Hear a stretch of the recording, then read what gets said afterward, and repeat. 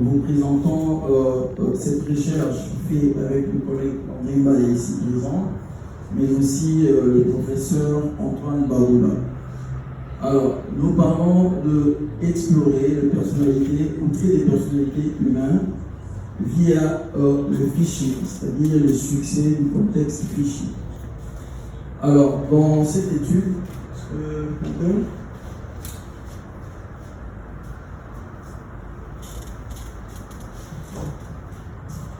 alors, nous voudrions comprendre quel est l'état émotionnel ou quel est l'élément qui arrive à déclencher le fait que nous soyons tous vulnérables à une attaque du type phishing. Alors, nous avons appliqué du NLP pour pouvoir traiter quelques corrélations et similarités de mots, c'est que ça pouvait dégager en vue de pouvoir ressortir ou dégager les traits des personnalités qu'avait chaque humain. Alors, cette étude, je voudrais signaler que ça part d'une expérience qui est spontanée. Pourquoi j'ai dit spontanée?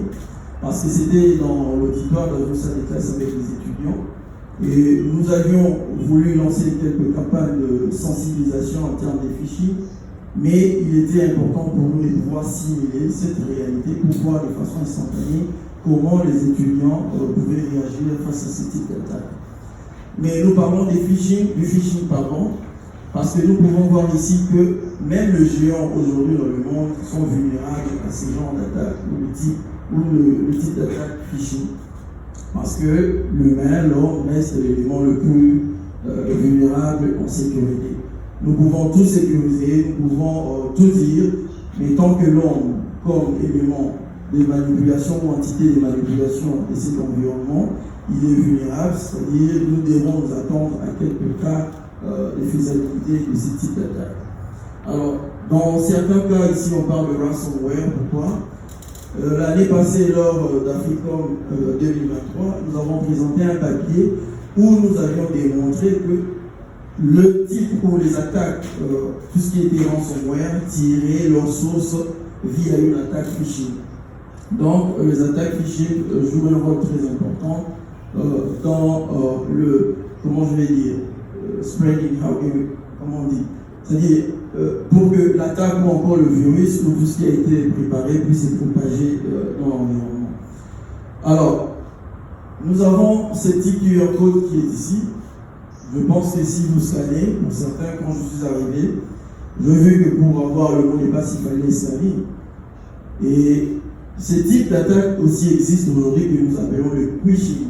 Le phishing n'est rien d'autre que le phishing via un QR code.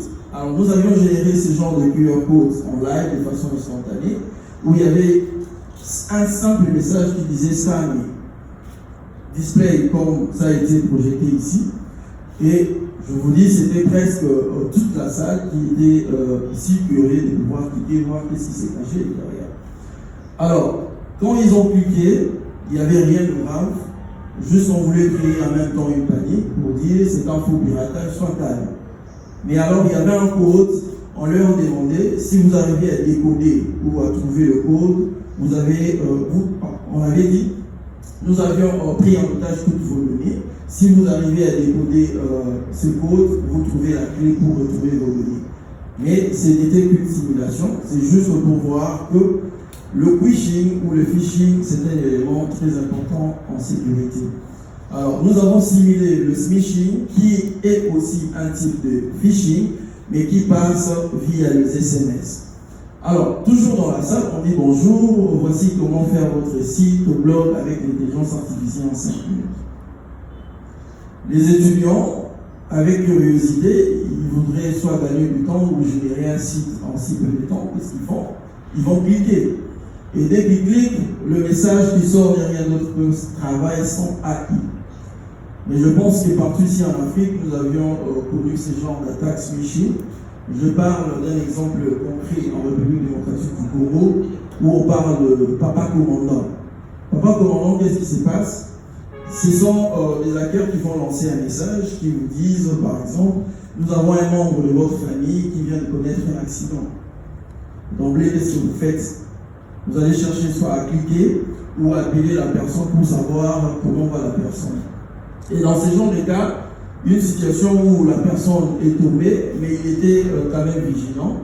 Il clique ou il appelle, et quand le monsieur prend, il dit bon, est-ce que c'est vous le frère de tel? Il dit oui, mais exactement, le monsieur vient de faire ou de connaître un accident, et le monsieur, comme il était avisé, il dit bon, il peut mourir, et le monsieur a ma dette.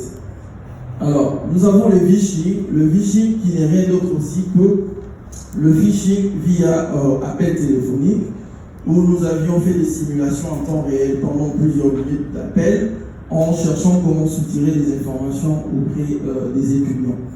Alors, via le NLP, nous sommes passés par Whisper à cause de la robustesse, et nous sommes passés au World Organization, et puis nous avons essayé de retrouver le mot dans sa racine ou sa source. Alors, qu'est-ce que nous cherchons? On cherchait à trouver le vecteur de corrélation, et nous cherchons aussi à savoir si un mot pouvait impliquer une attaque, mais aussi connaître l'état émotionnel entre le mot, qu'est-ce qui pouvait arriver. Alors, nous sommes arrivés à ces jeux ou à ces résultats, et nous trouvons qu'en termes de traits de personnalité, le phishing ouvrait la personnalité avec les 5 éléments. Nous avons l'openness, qui est l'ouverture, nous avons le consciousness, nous avons l'extraversion, l'agréabilité et le neurotisme. Et en termes de smishing, nous trouvons, le phishing d'abord, pardon, on arrive à comprendre que la confiance devrait être établie pour que l'attaque puisse marcher, mais en même temps, dès que ça marche, le contenu, c'est-à-dire le message, le dialogue que vous entretenez avec la victime, avait aussi un impact très important. Ensuite, nous avons le smishing, dont le contenu doit être attrayant, c'est-à-dire ça doit attirer, et la curiosité, qui sont des éléments qui poussent à ce que les gens puissent cliquer ou tomber sur ces messages. Mais on trouve que la conscience, la réalité et le neurotisme étaient le trait des personnalités qui révélaient en termes des attaques phishing. Mais aussi en termes de phishing, qui prend un peu le processus en inverse, où on parle de curiosité, et ensuite du contenu. Et comme trait des personnalités, nous avons l'ouverture et le neurotisme. Alors, nous comprenons que l'usage de certains mots ouvre à une émotion qui favorise une attaque du type d'ingénierie sociale.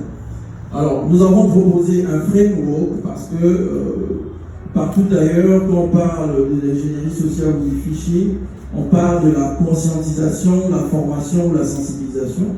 Mais nous avions voulu dresser ou faire un framework qui traitait cette formation, sensibilisation sur une approche beaucoup plus différente. Alors, nous partons du fait de pouvoir vérifier, c'est-à-dire nous invitons les gens à pouvoir vérifier leurs sources de communication avec qui ils parlent tout d'abord, de connaître si nous parlons avec une source qui est reconnue. Mais pour les sources qui sont connues aussi, nous devons tout justement attirer ou avoir une certaine vigilance pour ne pas tomber dans ce genre ou ce type d'attaque.